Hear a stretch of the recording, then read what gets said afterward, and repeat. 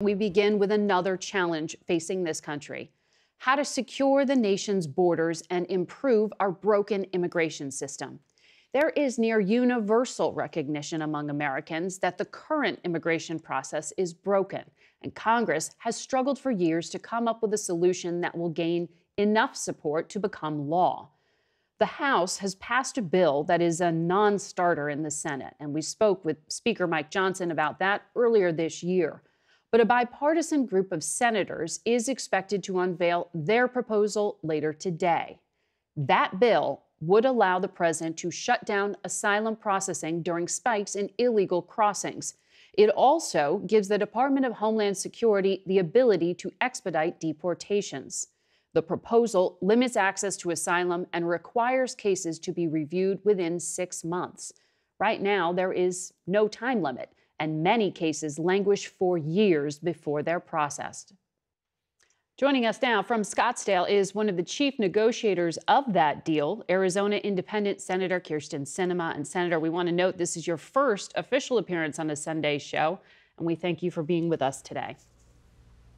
Well, good morning, Margaret. It's great to be with you. So you are one of the very few people who know the intricate details of this deal, since the text is still not public.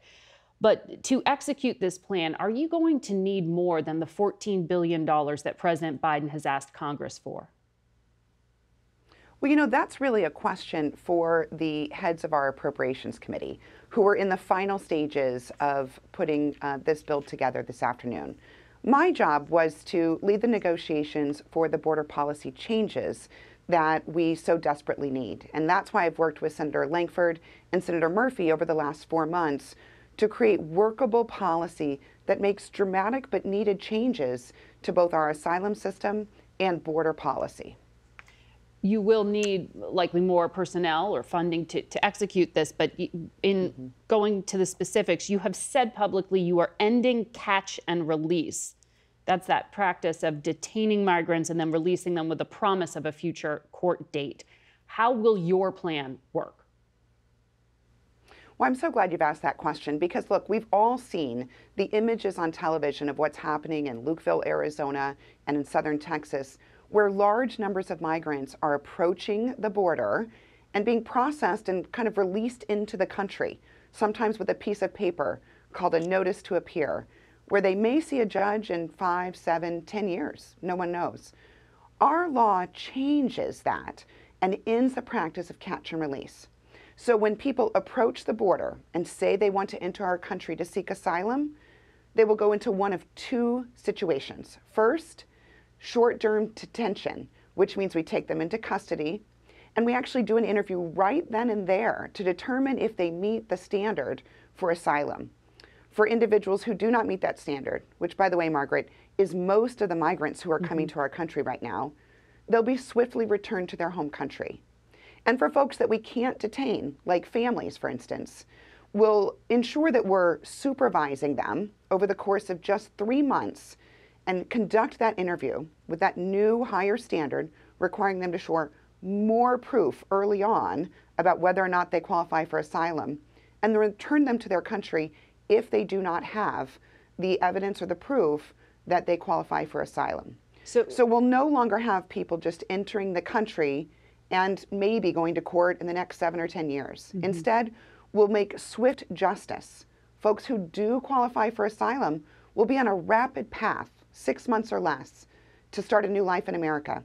And those who do not qualify will quickly be returned to their home countries. So for those who are impoverished, for example, and say they're just coming to America to have a better life, they're in search of the American dream, they won't qualify, right? They will be turned away? That's right, Margaret. Right now, individuals who want to come to America just to get a better life or to seek the American dream, to find work, those are what we call economic migrants. They are not permitted to enter the country whenever they would like. And our new law will ensure that they can't get into the country, that they won't get that notice to appear, they will not be allowed in through the border ports of entry or between ports of entry, like we see down in Lukeville. They will be turned away and sent back to their home countries because they currently are exploiting the asylum system that's being really managed by the cartels, We're ending that system. We're ending that loophole and ensuring that they cannot enter through that manner. Well, there is some concern about from Democrats that those individuals turned away would then in turn be exploited if they're pushed back into Mexico and somehow mistreated. How are you going to alleviate Democratic concerns about that? Well, that's an important question, Margaret. The reality is that for the last several years, cartels have used this loophole to exploit the system, telling folks from Latin and South America and really all over the world that they can come to America, claim asylum, and then gain access to the country. We are going to end that process by ending catch and release and requiring folks who do come to claim asylum to actually have their asylum claims determined quickly and fairly. And that will provide a disincentive for individuals to come to this country, really sacrificing so much in their lives for a path that no longer can be exploited. So we believe that by quickly implementing this system, individuals who come for economic reasons will learn very quickly that this is not a path to enter our country and will not take the sometimes dangerous or treacherous trek to our border. So you have said previously that the Biden administration does bear some responsibility for this crisis, and they should be held accountable for not implementing existing laws. So what actions are you asking the president to take independent of Congress? And if as you say, wasn't implementing existing law, what would be different with your new version of the law? Well, Margaret, our law actually requires the administration to implement these tools. So much has been talked about with the, as you know, the number of 5,000 people a day, right? We've all heard misinformation and frankly, just kind of rumors saying, well, the administration doesn't have to shut down the border until you get to 5,000 crossers a day. Well, that's not true. First of all, our law ends catch and release. But when too many people approach the border asking to come in seeking asylum, we're now mandating that the government actually shut down the border if those numbers get to 5,000 a day. But we're permitting the government to actually shut down the border when it only gets to 4,000 approaches a day.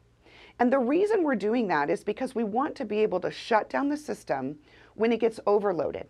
So we have enough time to process those asylum claims, whether it's through detention or whether it's through supervision, like for families. We want enough time for the government to be able to process these asylum claims and then turn folks away who do not qualify while settling people who do qualify. So we've placed provisions in the law that mandate the enforcement of each of these provisions of our law and require the Biden administration and any future administration to actually implement this. So we're requiring it, not permitting it. And that's a key difference from existing immigration law. Okay. And you just, I want to underscore your fact check there because the claim has been repeated, including by Donald Trump, that there would be a minimum of 5,000 people let in per day. And you just explained why that is not factually accurate. But it has also been echoed by the Speaker of the House, Mike Johnson. I know you have said you have a line of communication open with him.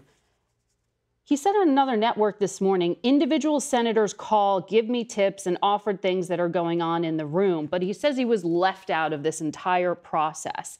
Has he assured you that he's going to put this bill on the floor?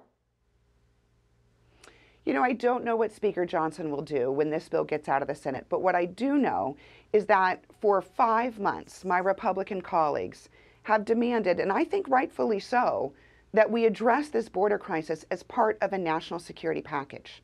I agree. The crisis on our border is a national security threat. And this week, the Senate will begin to take action on a large national security package that includes a realistic, pragmatic, and the strongest solution to our border crisis in my lifetime. Now, as you know, Margaret, I was born and raised near the border here in Arizona. And so more than anyone, I know how important this is to securing our national security. So I feel confident that when our bill passes through the Senate and gets to the House, members of the House, including Speaker Johnson, will have had ample opportunity to read, understand the bill, and ask questions, and watch our debate in the Senate. And then they get to make a choice. Do you want to secure the border? Do you believe Mike Johnson can be persuaded? In other words, I hear you saying he hasn't told you no. You know, I think everyone has an opportunity to be persuaded. And by persuaded, Margaret, I simply mean read the legislation, understand how it works. These are powerful new tools that allow any administration, this one and future administrations, to actually gain control of the border. By changing the asylum system so that cartels can no longer exploit it, and by giving a powerful new tool to the government that requires them to shut down the border during times of high traffic, when too many people are asking to come into the country to seek asylum, we are giving tools to this administration and future administrations to actually gain control of the border. This is an incredibly powerful tool. And I believe that when folks have the opportunity to read the legislation and hear from groups like Border Patrol agents, ICE agents throughout the country, they will see how important this tool is for our administration to have. The reality is, Margaret, that while the current administration does bear responsibility for mishandling the border, we have to give new legal tools to the administration and hold them accountable to implement them in order to stop this crisis. I'm sorry? What's the timeline? By March? Because Senator Graham said this isn't going to happen quickly.